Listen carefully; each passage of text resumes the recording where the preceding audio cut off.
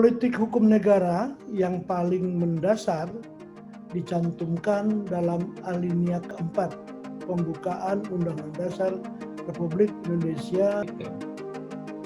Jadi kita punya batu bara yang jumlah batu baranya itu puluhan miliar ton di perut. Peraturan perundang-undangan adalah peraturan tertulis yang memuat norma hukum yang mengikat secara umum dan dibentuk atau ditetapkan oleh lembaga negara atau pejabat yang berwenang melalui prosedur yang ditetapkan dalam peraturan perundang-undangan.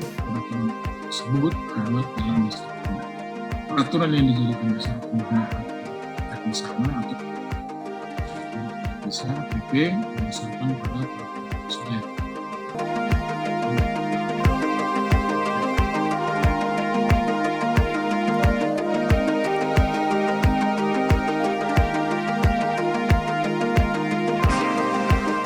Yang terhormat para narasumber yang harusnya tadi ada Bapak Profesor Dr. H.R. Benny Widianto Hukum CN selaku Kepala BPHN.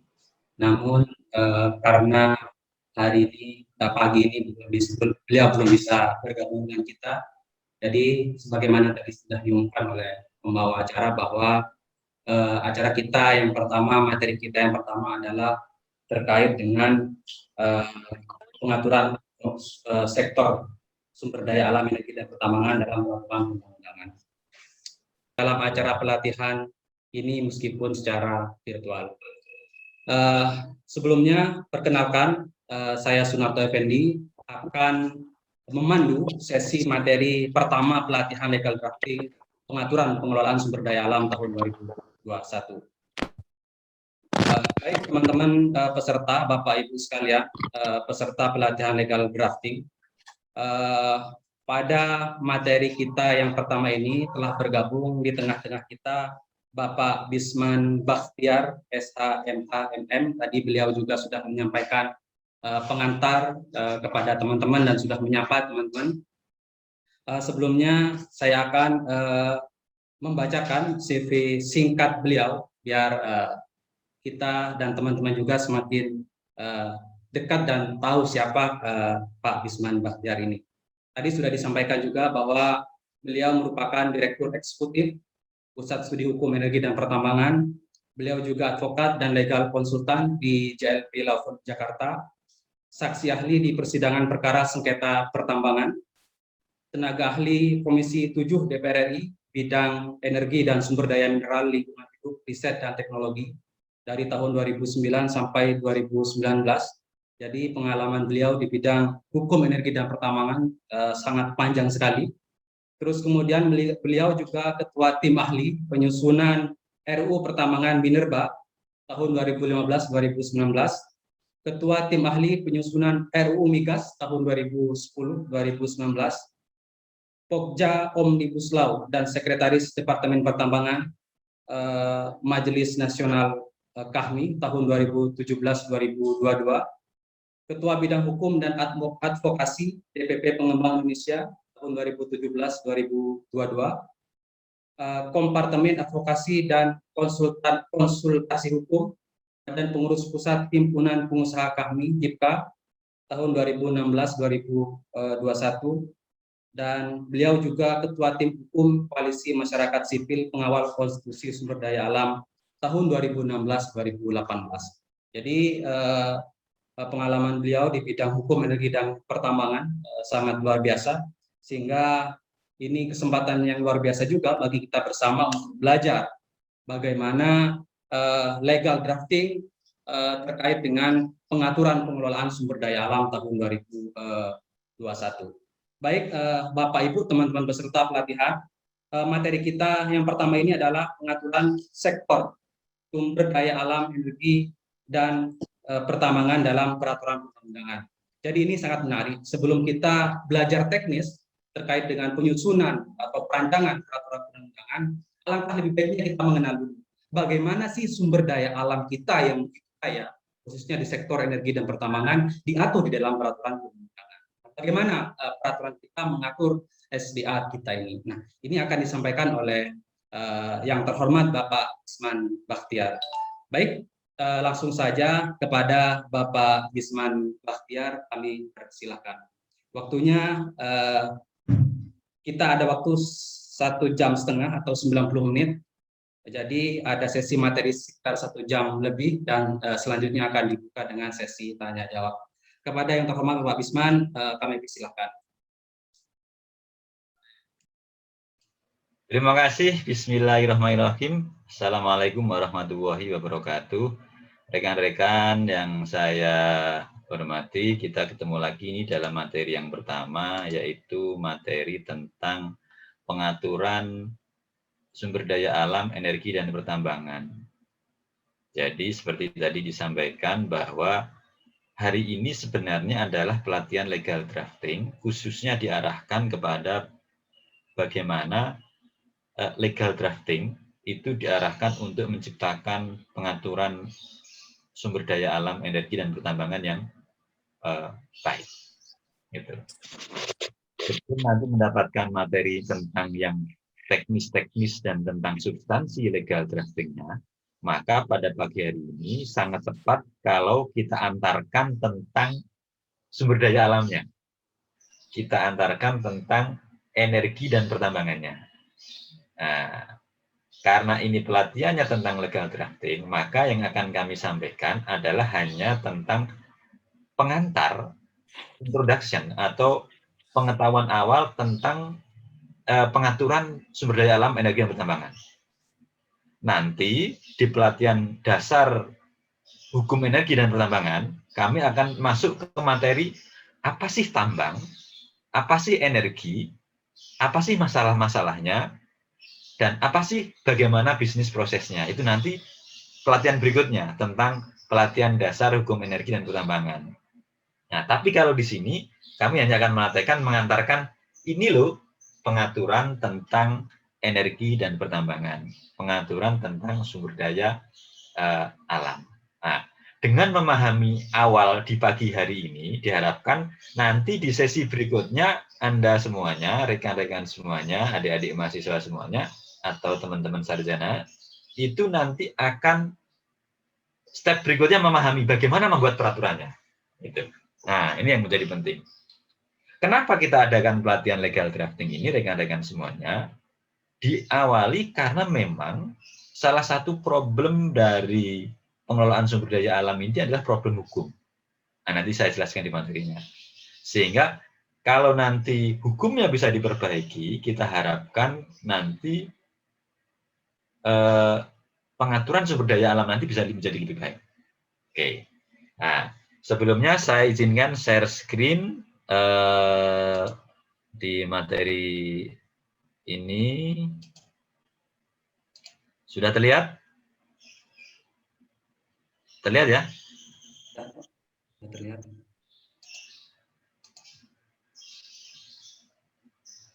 Oke. Rekan-rekan semuanya, materi pagi hari ini kita akan menyebutkan tentang pengaturan sumber daya alam, hukum energi, dan pertambangan. Jadi kita dalam 1 jam ke depan, 1,5 jam ke depan, kita akan berdiskusi bersama tentang hal ini. Kalau rekan-rekan nanti ada pertanyaan, ada tanggapan, ada hal yang perlu diskusikan, silakan di akhir sesi ini. Kita nanti akan berdiskusi bersama tentang beberapa hal ini. Jadi materi ini adalah materi awal, materi pembuka, yang mengantarkan kepada pengetahuan teman-teman untuk mengetahui tentang sumber daya alam, energi, dan pertambangan.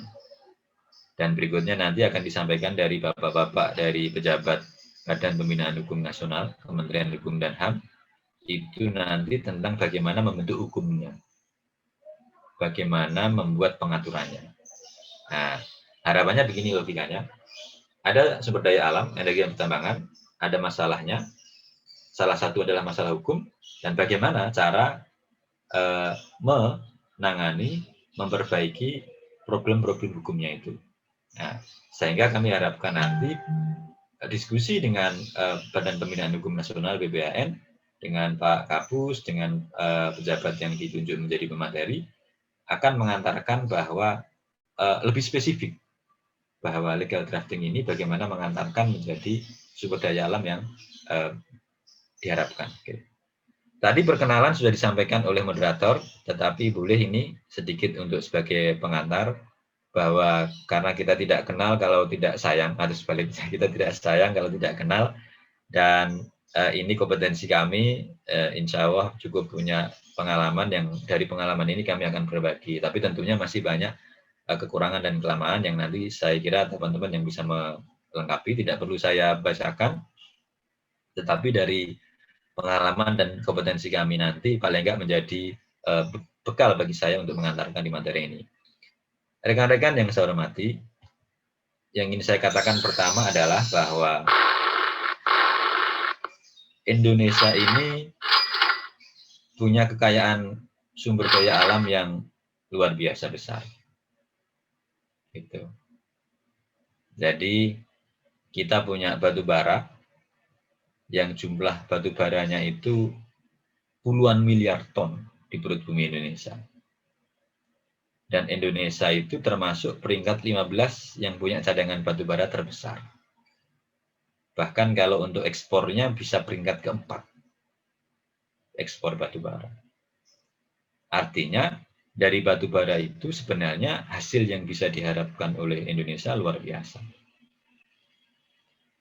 Yang berikutnya kita juga punya cadangan tembaga yang luar biasa. Tembaga itu apa sih?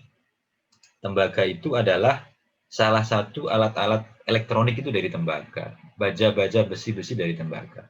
Dan kita punya kandungan yang luar biasa ini. Kita peringkat ke-7 tembaga di dunia. Dan salah satu yang terbesar itu ada di Papua. Ada di Timika, yang saat itu puluhan tahun dikelola oleh Freeport. Tembaga yang besar ini hasilnya luar biasa. Tetapi sayangnya adalah,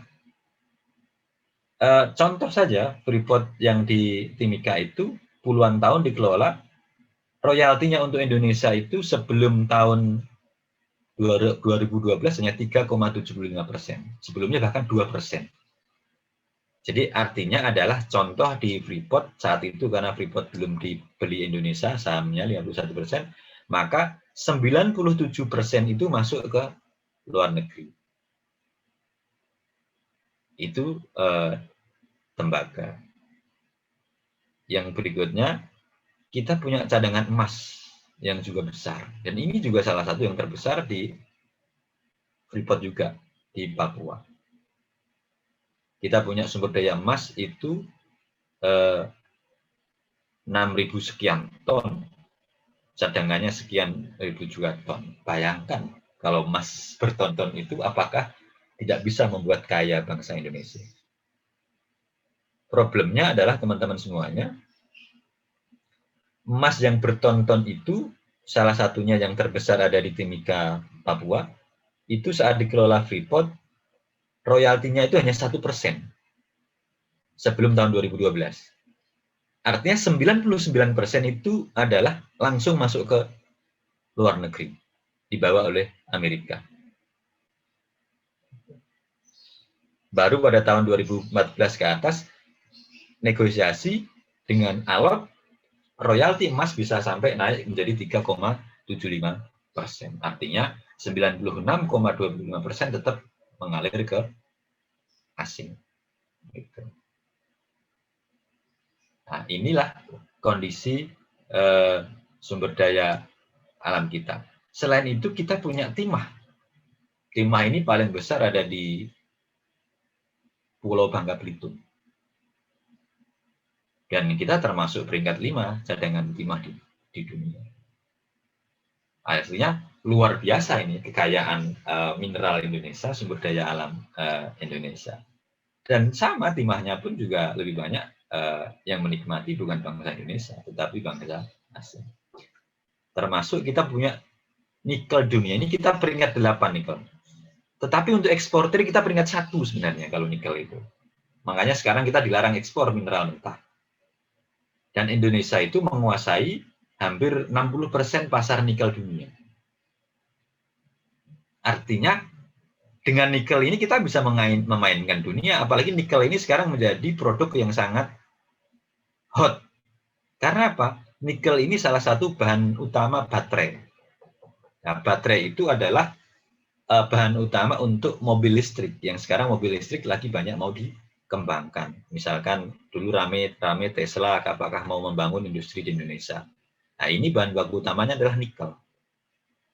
Nikel ini juga bisa menjadi bahan-bahan elektronik yang lainnya. Jadi nikel ini sebenarnya luar biasa kekuatan Indonesia di dunia nikel, karena memang sebagian besar nikel dunia pasarnya dikuasai oleh Indonesia. Tetapi kita sayangnya walaupun terbesar tapi tidak mampu menguasai memainkan pasar. Nah, ini teman-teman semuanya, ada batu bara, tembaga, ada nikel, ada emas, di Freeport itu juga ada perak juga, ada timah. Salah 6-nya, tapi yang lain kan banyak, ada thorium, ada boksit, ada uranium, ada macam-macam. Itu kekayaan alam sumber daya Indonesia yang luar biasa.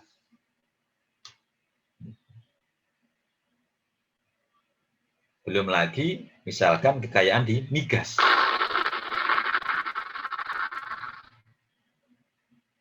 Nah, inilah potensi migas Indonesia, teman-teman semuanya. Jadi merah-merah ini yang sudah diproduksi, yang biru-biru ini sudah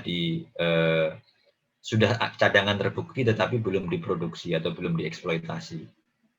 Jadi dari Sabang sampai Merauke sebenarnya banyak juga potensi minyak dan gas bumi Indonesia. Walaupun di migas produksi minyak Indonesia sangat kecil. Kita tahun 2020 liftingnya hanya 700-an ribu barel per hari. Karena apa? Karena dalam 10 tahun atau bahkan 20 tahun terakhir ini kita tidak menemukan giant field. Kita tidak menemukan lapangan-lapangan besar yang menjadi produsen utama minyak.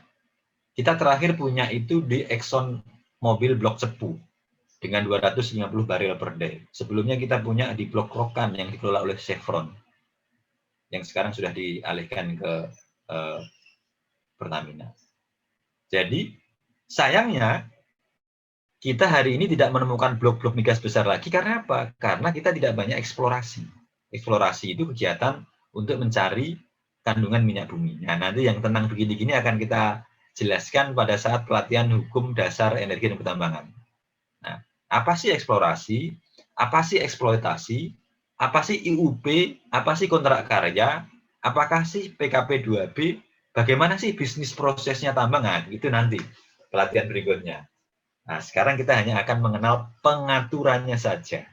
Kita hanya akan mengenal peraturannya saja. Nah, yang ingin saya gambarkan di sini teman-teman semuanya adalah betapa luar biasa sebenarnya kekayaan migas Indonesia juga. Walaupun saat ini yang bisa diproduksi baru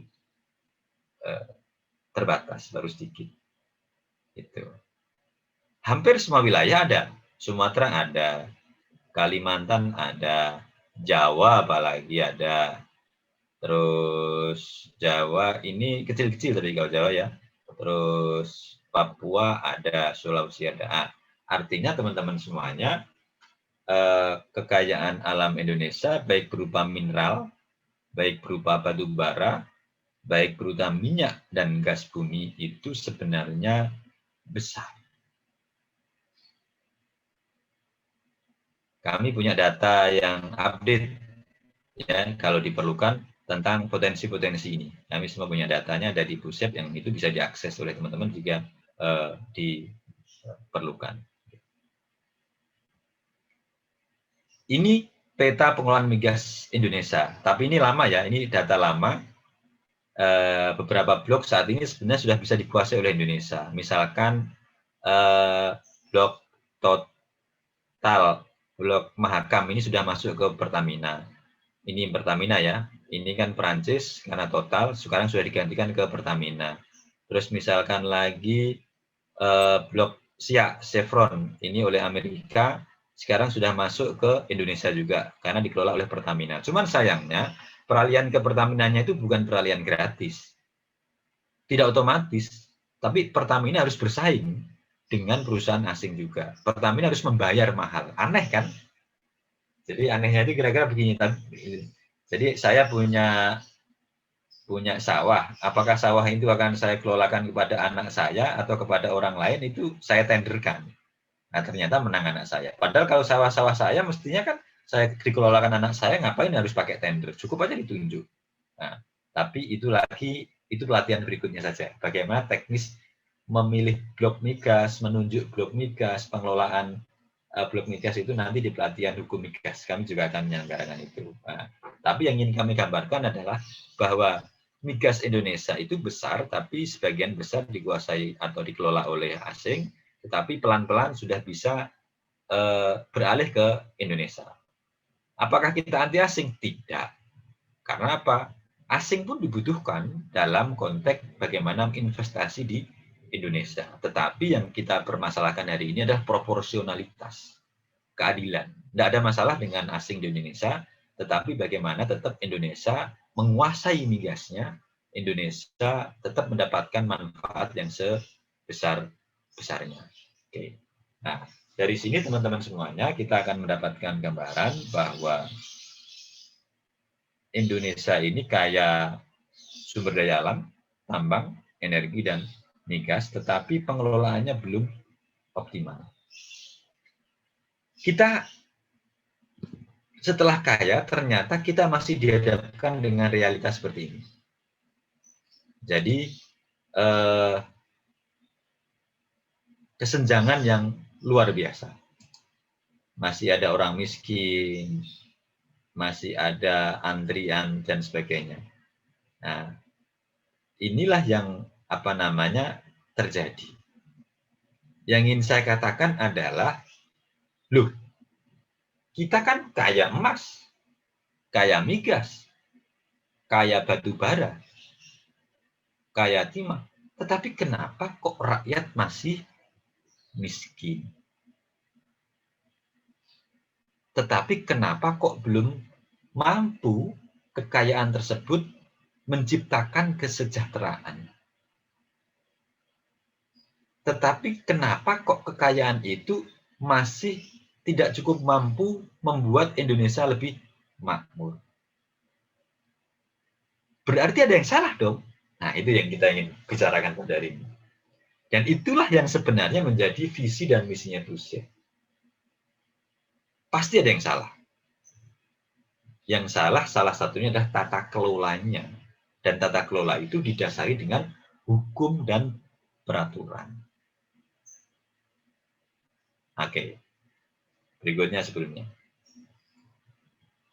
Di samping ternyata kita itu ada masalah dengan kesejahteraan, kemakmuran, dan kemiskinan, ternyata sumber daya alam itu sekarang ini menimbulkan kerusakan lingkungan yang luar biasa. Gitu.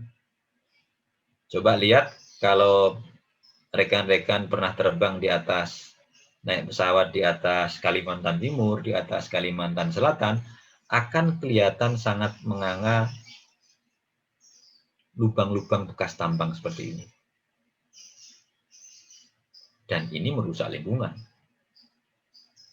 Dan ini membahayakan. Gitu. Nah, terus kekayaan alam yang sebesar-besar tadi, hari ini hasilnya apakah hanya merusak lingkungan? Hari ini apakah hasilnya hanya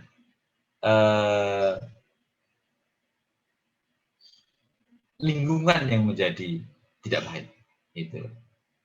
Nah, kekayaan yang luar biasa, tetapi tidak cukup mampu menciptakan kesejahteraan, dan ternyata menimbulkan dampak kerusakan lingkungan yang luar biasa. Aneh kan? Padahal mestinya dengan kekayaan yang luar biasa tadi, kita bersama, Anda semua, adik-adik mahasiswa, kuliah dari SD, SMP, SMU, sampai kuliah S1 mestinya gratis. Nggak perlu bayar.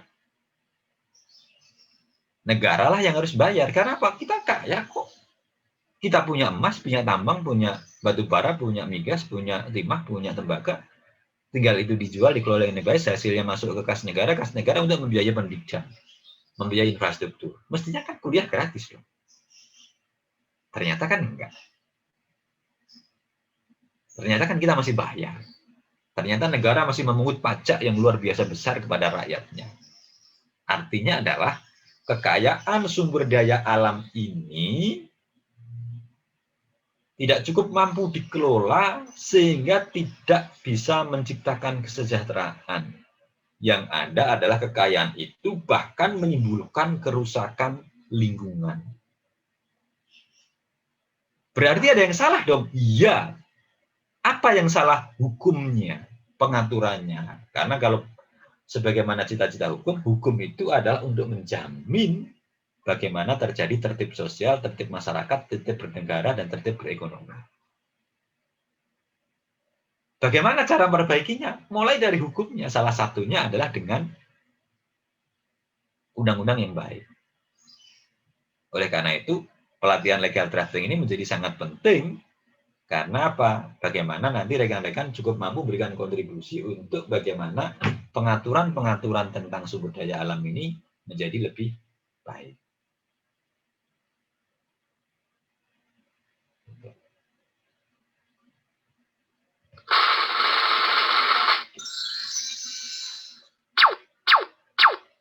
Jadi rekan-rekan semua yang saya hormati, yang saya sayangi, yang saya banggakan, ada kondisi yang paradok. Ada kondisi yang antagonis. Ada kondisi yang bertolak belakang.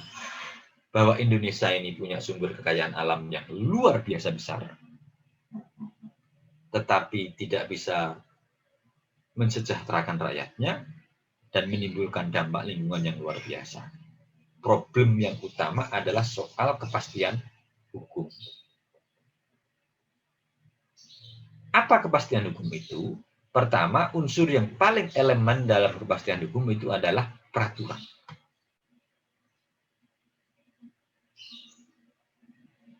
Jadi, peraturan-peraturan di bidang pengelolaan sumber daya alam, energi dan pertambangan, belum cukup mampu menjamin kepastian hukum. Belum cukup menjamin keadilan. Belum cukup menjamin cita-cita founding father tentang bagaimana negara pengelolaan sumber daya alam. Nah, inilah teman-teman semuanya yang nanti di materi legal drafting ini nanti akan kita pelajari bersama-sama. Nah, nanti ada pemateri-pemateri yang hebat. Ada Pak Ilham Butuhena, itu dari salah satu pejabat BPHN yang sudah pakar di bidang peraturan perundang-undangan, nanti yang akan menyampaikan. Ada Pak Dr. Reza dari BPHN juga yang nanti akan menyampaikan juga. Termasuk nanti ada satu dari pejabat BPHN lain. BPHN ini adalah institusi negara pemerintah yang memang tugasnya terkait dengan peraturan perundangan, terutama bagaimana menciptakan dan mengevaluasi peraturan perundangan. Ya, nanti teman-teman bisa berdiskusi banyak itu. Dari masalah ini yang saya sampaikan tinggal nanti disampaikan ke beliau-beliau. Ah, ini bagaimana nih? Ah, Oke. Yang pertama adalah soal peraturan. Yang kedua adalah teman-teman semuanya soal konsistensi implementasi hukum. Ini mengadaptasi, kalau rekan-rekan hukum pasti tahu teori law Friedman, tetapi ini kita adaptasi, tidak sepenuhnya Friedman. Kalau Friedman kan substansi, kultur, dan aparatur, atau peraturan, orangnya, dan budaya hukumnya. Nah, tapi ini kita adaptasi. Problem pertama itu ada di peraturan, problem kedua itu ada konsistensi implementasinya. Jadi ada kondisi bahwa pertama memang peraturannya nggak benar itu. Undang-undang, PP, Perpres, Permen, dan seterusnya, bisa jadi peraturannya ada yang tidak benar. Kalau peraturan yang tidak benar, maka peraturan itulah yang menjadi sumber masalah hukum. Yang kedua adalah, bisa jadi peraturannya sudah bagus. Peraturannya sudah benar, undang-undangnya sudah baik, tetapi masalahnya soal konsistensi implementasinya. Apakah itu terjadi? Terjadi. Contohnya adalah